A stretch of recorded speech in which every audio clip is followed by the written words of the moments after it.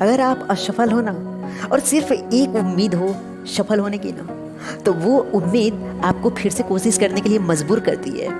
वो उम्मीद ही बताती है कि आपका अगला कोशिश कितना बेहतर होगा। उस कोशिश में आप खुद को 100% दे पाओगे कि नहीं।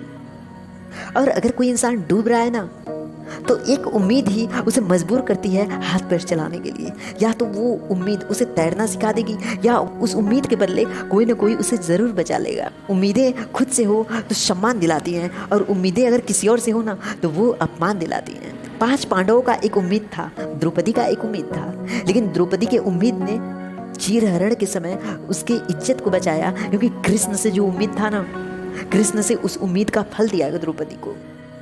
और वहीं जब उन 5 पांडवों को कृष्ण से उम्मीद हुई तो कृष्ण ने उनकी भी मदद की, क्योंकि उम्मीद ईश्वर से जो थी, उम्मीद सत्यता की थी, उम्मीद सत्य होने की, सत्यता दुनिया के सामने प्रूव करने की थी। अपने सफलता के लिए उम्मीद रखो, और एक उम्मीद तुम्हें कर्म करने के लिए मजबूर करेगा, दोबारा दौड़ने के लिए मजबूर करेगा, क्योंकि वो उम्मीद अभी तक जारी है। उम्मीदें हमें असफल होने से नहीं रोक सकती, लेकिन उम्मीदें हमें दोबारा कोशिश करने के लिए ज़रूर प्रेरित करती हैं। आपकी उम्मीदें कितना बेहतर हैं कि गिरने के बाद अगर आप दौड़ना सीख रहे हो ना, तब समझ लेना बचपन में जब आप गिर के चलना सीखते थे ना, तो वो एक उम्मीद थी जिसने गिरने के बाद भी सीखने के लिए प्रेरित किया।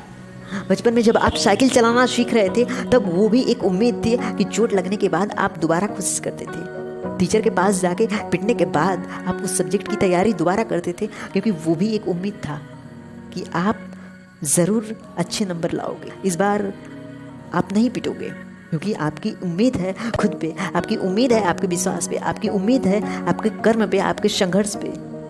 उम्मीदें खुद से रखो, क्योंकि उम्मीदें अगर खुद से है ना तो जल्दी पूरा होगा, और अगर खुद से नहीं उम्मीद है तो ईश्वर से रखो, क्योंकि अगर खुद नहीं कुछ कर पाए ना, तो तुम्हारा कर्म अगर बेहतर है, तुम्हारा संघर्ष अगर कठिन है ना, तो ईश्वर तुम्हारी उम्मीदों को ज़रूर पूरा करेंगे।